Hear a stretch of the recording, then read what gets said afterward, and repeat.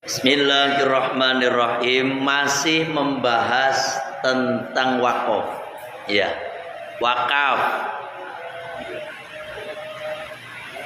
Bahwasanya wakaf itu kemarin syaratnya ada 3. Yang pertama, bahwasanya barang atau harta yang diwakafkan itu harus bisa diambil manfaatnya, ya, di mana harta itu akan tetap tidak berubah.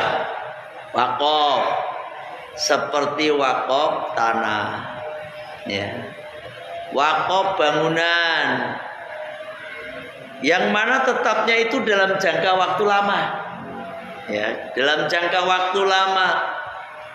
Makanya kalau wakaf-wakaf yang sifatnya yang ya lama tapi ada batas waktunya, ya suatu saat kalau barang itu nggak kepake, ya nggak ngalir lagi pahalanya. Wakaf kipas kayak gini diwakafkan. Selama kipas itu kepake, bikin adem orang yang sholat, bikin adem orang yang lagi ngaji seperti ini, maka ini pahala akan terus mengalir, Pak. Walaupun orangnya sudah mati, orangnya udah meninggal, terus ada mengalir.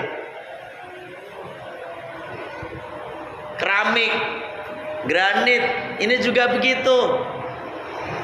Selama granit itu masih dipakai, terus dipakai untuk orang sholat, maka itu akan memberikan manfaat terus kepada orang yang wakaf atau si wakif, gitu ya. Yang pertama.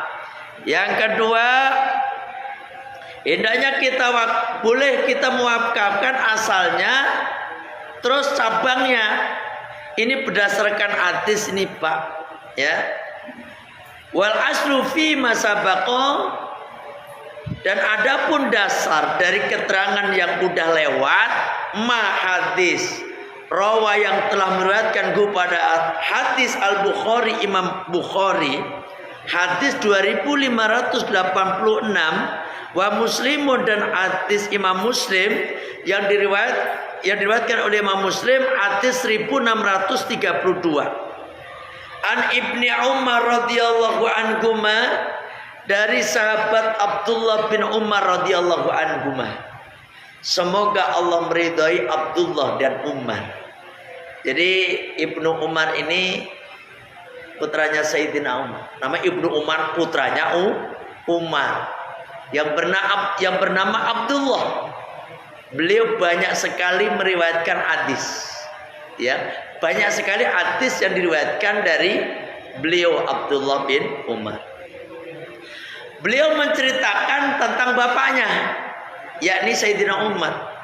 Anna Umar bin Khattab, bahwasanya Sayyidina Umar bin Khattab radhiyallahu an asoba ardon bi Khaybar. Beliau mendapatkan satu tanah di Khaybar. Di tanah di Khaybar, di mana tanah yang bagus, tanah yang kalau di kita mah subur, ya kan? Fa'atan Nabiya sallallahu alaihi wasallam, kemudian Sayyidina Umar bin Khattab ini pun datang kepada Kanjeng Nabi sallallahu alaihi wasallam.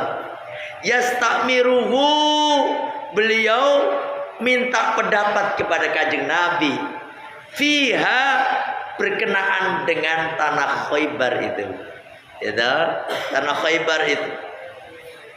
Faqala, maka Sayyidina Umar berkata, ya Rasulullah, wahai Rasulullah, inni asabtu ardan Khaybar, sesungguhnya aku telah mendapatkan bumi di Khaybar, ya, bumi di Khaybar, tanah di Khaybar yang luas, ya, yang bagus, yang subur. Lam usib malan, aku belum pernah mendapatkan harta qattun sama sekali, anfasaro, yang lebih bagus, yang lebih baik, indi menurutku nih, minggu dari melebihi daripada tanah yang di Khaybar itu. Sayyidina Umar punya tanah, punya ini, punya harta apapun, tetapi yang paling bagus menurut beliau itu adalah tanah yang di Khaybar itu, ya kan, tanah di Khaybar itu. Terus fama ta'muru bihi, ya Rasulullah, apa yang engkau perintahkan dengan tanah itu? Gitu. Itulah sahabat, Pak. Sahabat itu kalau pengen melakukan apapun selalu minta pendapat kepada Kanjeng Nabi. Ya, minta pendapat kepada Kanjeng Nabi. Kalau kita terjemahkan bebas, ya Rasulullah, menurut panjenengan apa yang lebih baik, yang aku lakukan dengan tanah itu, yang mana akan bermanfaat untuk aku ya Rasul, gitu. Qala, maka jawab Kanjeng Nabi, insyita, jika engkau mau, habasta aslaha, udah kamu tahan, kamu wakafkan itu asalnya, kamu wakafkan itu tanah itu kamu wakafkan, biarinlah itu kan. Wa tasaddaqta biha, dan kamu sedekahkan penghasilannya. Tuh. Jadi tanah itu kan ada kormanya, mungkin ada anggurnya. Kalau di kita mungkin tanah itu ada padinya. Boleh aja Pak sampai wakafkan tanah. Tanah itu, saya punya tanah nih, misalnya setengah hektar, atau misalnya setengah hektar saya wakafkan itu tanah, nanti penghasilannya misalnya ditanamin padi, padinya itu nanti untuk pesantren misalnya, atau penghasilannya nanti disedekahkan untuk fakir miskin misalnya Pak. Maka itu Pak, Allahu Akbar, tabarakallah, itu tanah selama itu digarap, terus penghasilannya disedekahkan, maka itu terus mengalir sampai kiamat. Namanya tanah udah diwakafkan Pak, kagak boleh dijual, gak boleh dijual sama sekali. Udah wakaf itu udah berhenti, tanah itu udah milik Allah, kembali kepada Allah, udah gak boleh dijual belikan lagi. Termasuk anaknya udah gak boleh menjual, tapi boleh dimanfaatkan. Gimana kalau disewakan? Gak masalah, disewakan. Kita misalnya ada tanah ini, pokoknya apa yang dihasilkan dari tanah ini, misalnya nanti kalau ditanamin padi kok udah gak muncul lagi padinya, misalnya jadi tanah kering, kemudian ditanamin jagung, hasilnya kemudian dijual untuk fakir miskin misalnya. Atau mungkin gini, silakan ini tanah digarap fakir miskin, ya itu nggak apa-apa, paham ini? Tapi nanti kategori yang fakir miskin doang ya boleh, nanti biar pahalanya mengalir terus, ya kan? Atau mungkin dibangun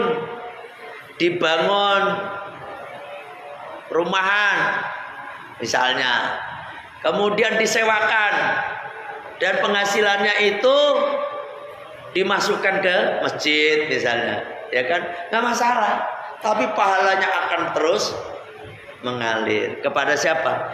Yang wakaf. Makanya orang yang cerdas itu seperti itu Pak, memiliki hartanya untuk dirinya. Kalau wakaf itu kan seterusnya akan menjadi milik kita Pak. Saya wakaf nih, misalnya kemarin kayak yang itu majelis taklim, yang rumah dipakai untuk majelis segala macam. Itu selama itu rumah, selama itu majelis taklim, selama itu pesantren, akan terus aja mengalir insya Allah. Kan begitu, ya kan? Tetapi naudzubillah min dzalik, misalnya majelis taklim itu berhenti, pesantren itu berhenti, kagak dimanfaatin lagi, kagak ada yang ngaji lagi, kagak ada yang pesantren lagi, ya stop. Karena pahala itu mengalir selagi pesantren itu ada santrinya, ada yang ngaji dan seterusnya. Paham ini? Ya. Begitu juga Sayyidina Umar. Qala fatasaddaqa biha Umar. Maka engkau sedekahkan dengan itu Pak Umar, gitu. Sedekahkan apa Pak? Hasilnya. Entah itu ada kormanya, maka korma yang dihasilkan kemudian disedekahkan. Itu akan mengalir terus. Anago bahwasanya la yuba'u, bahwasanya itu tanah yang mudah diwakafkan, la yuba'u, maka kagak boleh dijual. Udah berhenti. Wala yu'abu, dan juga tidak boleh diberikan. Diberikan ke orang nggak boleh. Kecuali nadirnya diganti. Nadir tahu nadir? Tahu nggak nadir Pak? Nadir itu yang menerima wakaf, itu, yang menerima wakaf, itu nadir namanya. Yang bertanggung jawab dia dengan tanah wakaf itu, dia yang mengelola. Makanya kayak pesantren-pesantren, kayak mana? Kiai Yusuf Kamil, ya kan? Kan yang lola anaknya. Memang yang bagus tuh yang lola anaknya. Makanya kalau wakaf itu begitu Pak, nanti di bawah dijelasin biar itu akan berlangsung terus, itu anak akan lebih bisa bermanfaat. Pasti kan ada perasaan kasihan sama bapaknya. Yang penting anak itu gak bisa jual aja. Makanya pengurus-pengurus yayasan itu rata-rata kan turun-temurun. Betul apa benar? Turun-temurun Pak. Pak Kiai Yusuf Kamil sekarang dilanjutkan oleh Kiai Wawan Kamil. Terus saja nanti Kiai Wawan Kamil nurun ke putranya. Terus begitu Pak. Kalau orang lain kadang-kadang cuek. Dan anaknya yang tahu ilmu gitu. Yang tahu ilmu, kasihan ini pesantren. Kalau misalnya pesantren kagak ada santrinya. Kasihan ini bapak saya, kan begitu. Makanya kalau saya misal wakaf juga ke anak. Ya wakafkan ke anak keturunan saya. Begitu. Sampai kapan? Sampai kiamat. Lah bagaimana kalau udah cutel? Misalnya keturunan udah gak ada keturunan, udah cutel nih, ya udah baru kepada orang lain yang bisa mengurus ini yayasan, mengurus ini pesantren. Paham ya? Yes. La wala yurasu, dan tanah wakaf itu udah gak bisa diwariskan, gak bisa diwariskan Pak. Allah. Ya, udah gak bisa diwariskan. Watasoddaqo biha fil fuqara, dan sedekahkanlah dengan hasil yang dihasilkan dari tanah itu kepada orang-orang fakir, kata Kanjeng Nabi. Wa fil qurba, dan kepada sanak kerabat. Wa fir riqabi, dan kepada para budak. Wa fi sabilillah, dan kepada fisabilillah, orang yang berjuang di jalan Allah. Wa ibni sabil, dan kepada ibnu sabil. Wa dhaifi, dan orang dan tamu. Pak, kayak di mana? Di mana Pak? Yang di Jawa Timur itu, yang pusat jamaah tabligh apa? Enggak tahu. Yang di sana di mana Pak Ipa Asep? Di kebun jeruk. Tapi kalau di Jawa Timur itu mana? Aduh, Temboro. Itu tanahnya luas banget. Itu semuanya wakaf. Dan dikelola sedemikian rupa, maka yang pertama kali mewakafkan itulah akan terus mendapatkan pahala sampai kapanpun. Walaupun udah meninggal.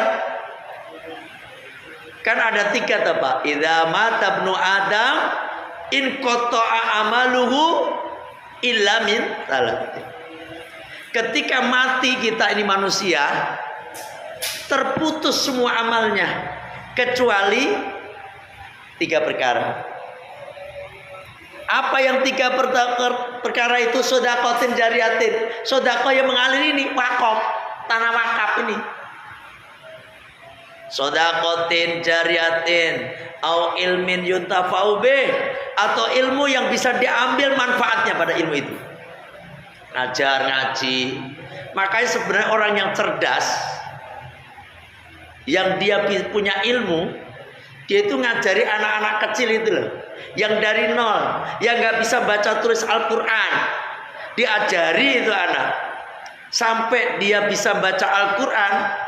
Kalau dia punya murid 10 aja itu Pak, 10, ya toh, 10. Satu anak saat ini nggak bisa baca Al-Quran sama sekali, 10 anak ini. Terus dia membaca Al-Quran walaupun sampai lagi tidur Pak, sampai akan dapat pahalanya anak 10 yang baca Al-Quran ini. Anak 10 ini kemudian jadi pinter, dia jadi ustadz misalnya. Kemudian dia ngajari lagi anak, ngajari lagi. Dia 10 orang ini punya anak 10, kan udah 100 Pak. Ini pahala akan ke kita juga, tanpa mengurangi pahala mereka. Itu terus saja, ya kan? Ini luar biasa. Makanya itu yang menjadi semangat para kiai. Para kiai, ya Allah, dulu Mbah Hasyim Asy'ari. Mbah Hasyim Asy'ari itu bayar pesantrennya itu pakai apa? Itu hasil panen. Kalau nggak panen ya nggak bayar. Dan itu bukan bayar, itu bukan bayar, nggak bayar nggak. Hasil panen itu untuk makan dia sendiri. Mbah Hasyim Asy'ari yang sekarang jadi pesantren Tubireng, segitu luasnya ono, ya kan? Subhanallah, itu mengalir terus pahalanya, ya kan? Kayak Gus Dur. Gus Dur itu kita menceritakan orang-orang baik, ya, biar kita ketularan berkahnya. Gus Dur ini, ya Allah, beliau dilengserkan, ya kayak gini. Model udah kayak gini aja, kayak sekarang kayak gini nih. Tapi dulu kan emang DPR ya kacau, ya kan? Karena Gus Dur mengeluarkan dekret membubarkan DPR. Ini bibar nggak kira-kira DPR ya? Kalau sekarang kan yang meminta ini rakyat, ya kan? Kalau dulu kan keinginan asli Gus Dur, karena memang banyak DPR yang nggak bener waktu itu, mau dibubarin sama Gus Dur. Akhirnya Gus Dur yang dibubar, yang diturunin sama DPR. Memang salah satu yang bisa menurunkan presiden itu DPR kan. Kalau sekarang kan nggak, makanya para Prabowo kan sekarang kan pro rakyat sekarang kan, kayak gitu. Ini udah chaos kemana-mana, di Bandung, di Surabaya, di Banjarmasin, di mana, di NTB, di Jakarta dari dulu ada yang kelindes itu kan, ya Allah. Ini bisa aja Pak Prabowo nanti kalau udah genting mengeluarkan dekret, bisa aja keinginan daripada rakyat, ya kan? Semoga Allah memberikan keamanan bangsa kita nih. Ya Allah, ngeri juga sih. Kalau hancur semuanya, kalau hancur Pak, apa efeknya kalau hancur negara kita ini? Misalnya apapun dihancurkan, di mana-mana kan dibakarin tuh Pak. Kalau bakar sate mah enak, satenya ada. Ini bakar gedung, ya kan? Yang rugi siapa? Ya kita juga kembalinya. Nanti untuk bangun lagi itu begedung, duit dari mana? Duit rakyat lagi. Makanya saya itu kalau demo menyuarakan aspirasi silahkan sebenarnya. Tolong jangan anarkis Pak, ya kan? Jangan anarkis yang damai gitu loh. Polisinya juga jangan terlalu, tapi juga nggak bisa disalahkan juga polisi. Karena polisi dia udah capek loh Pak, emosi akhirnya kan, ya, terus akhirnya dia bawa tembak, ya tembak juga ujung-ujungnya. Yang jadi korban rakyat-rakyat juga ujung-ujungnya, ya kan?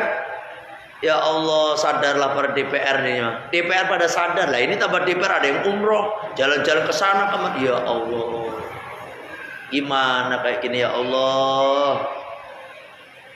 Yang kedua, nih, kalau melihat Indonesia kagak kondusif, investor asing mau masuk pun udah gak mau lagi.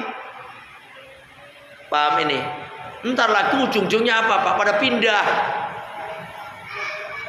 Ngeri kalau udah pada pindah, PT-PT pada pindah. Akhirnya kalau udah pada pindah investor asing itu, pindah ke luar negeri, yang kira-kira yang nyari yang aman, terus gajinya yang lebih murah.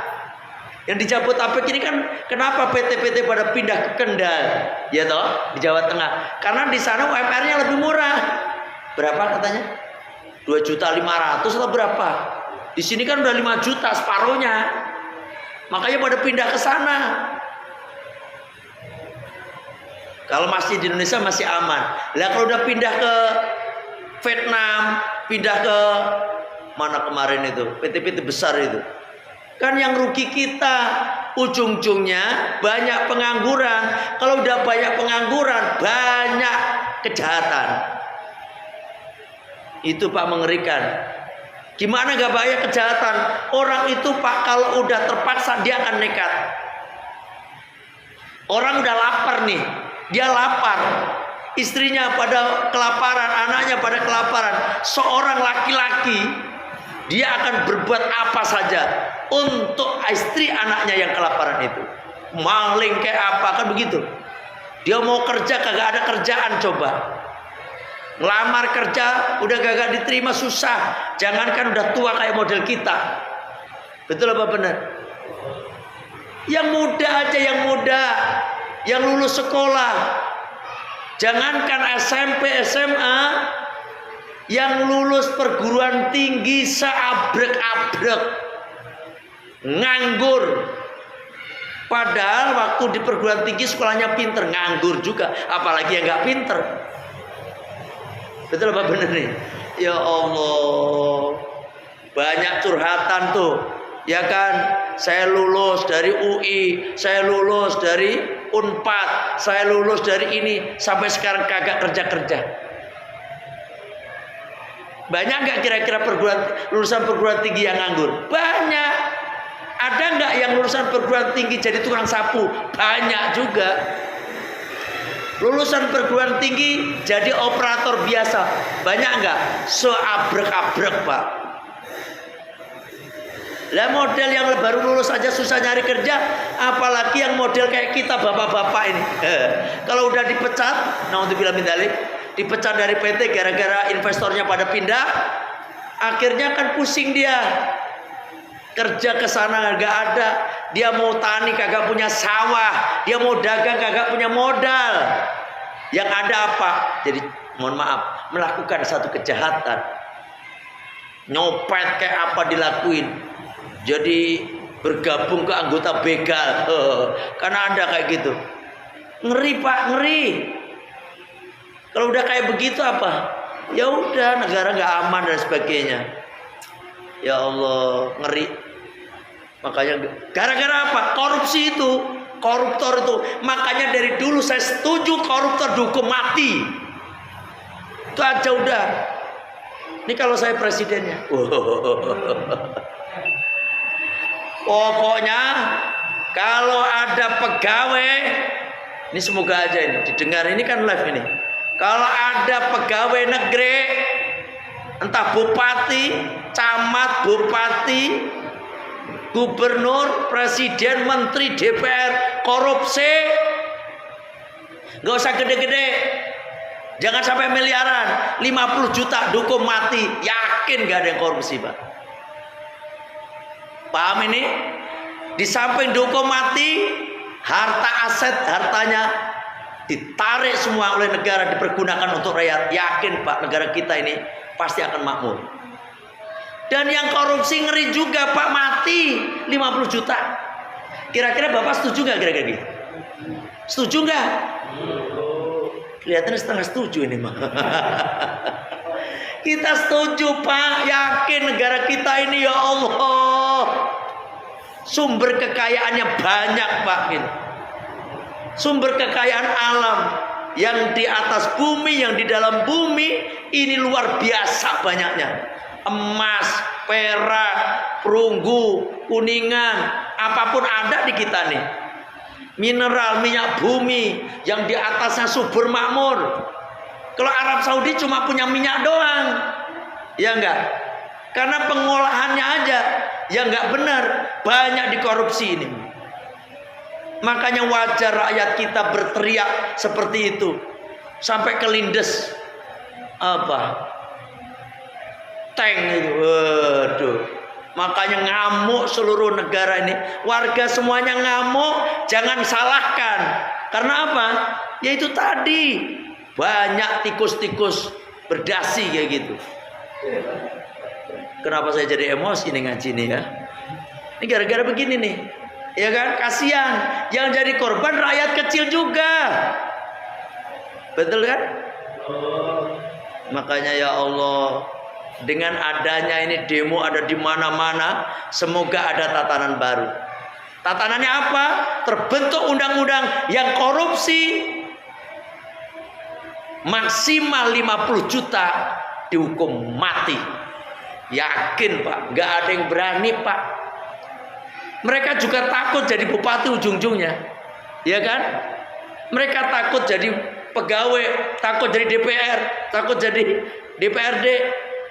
Yakin aman, yakin. Jadi hukumannya yang korupsi maksimal itu berarti udah 50 juta udah, bukan minimal, ya kan? Maksimal gimana? Maksimal apa minimal Pak? Udah, pokoknya kalau udah korupsi 50 juta ke atas gitu, ngomongnya gimana itu kan? Minimal 50 juta, ya kan? Iya ya, minimal 50 juta. Saya salah berarti tadi. Minimal 50 juta dihukum mati. Mantap pokoknya ini. Negara kita akan maju itu. Kalau negara maju Pak, negara kita kaya raya, apa? Kesehatan gratis, yakin itu. Paham ini? Masjid-masjid jadi bagus. Insya Allah. Kita doakan, karena yang bikin undang-undang kita DPR itu. Ya kan, bikin undang-undang. Pokoknya begitulah kira-kira. Kelamaan nanti udah isya ini. Ya kan? Pengennya begitu Pak. Jadi yang lawang yang sekarang yang korupsi, walaupun udah pakai baju oranye, masih dada-dada. Masih senyum-senyum. Ya kan? Masih selfie. Apa gak stres? Tapi kalau di negara Cina atau negara-negara yang ini di Kongjun, apa namanya? Korea, Kim Jong Un, negara Korea Utara, korupsi masukin kandang macan. Korupsi dimasukin kandang macan, iya kan? Dimasukin ke kandang buaya, makanya makmur. Nah kita ini banyak korupsi, miliaran, menteri korupsi, DPR korupsi. Ya gitulah maka negara kita ini. Makanya jangan salahkan kita kalau semua sekarang ini pada demo. Karena rakyat udah menjerit Pak. Ya Allah, itu tadi. Kalau orang udah lapar, dia akan berbuat apa aja. Paham nih? Apalagi kayak kemarin ojol yang kelindes tank itu ya. Ya Allah, itu kan otomatis mematik yang lain untuk demo. Besok itu ada demo gede-gedean lagi, merata lagi besok. Wes ngeri lah. Pokoknya semoga aja aman ya. Aman. Kalau di Pasir Raya mah aman. Masa di mana-mana itu aman di negara kita nih ya Allah. Ya Allah. Saya kira sampai di sinilah. Kita tutup majelis kita dengan baca Sayyidul Istighfar. Bismillahirrahmanirrahim.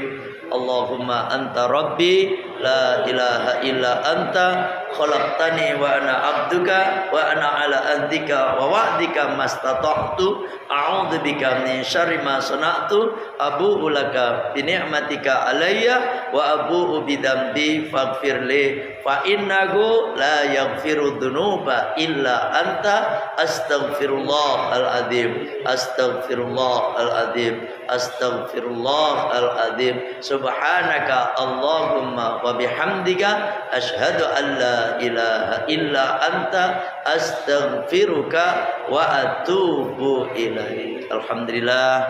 Mohon maaf kalau ada kekurangan, ada kekhilafan. Assalamualaikum warahmatullahi wabarakatuh.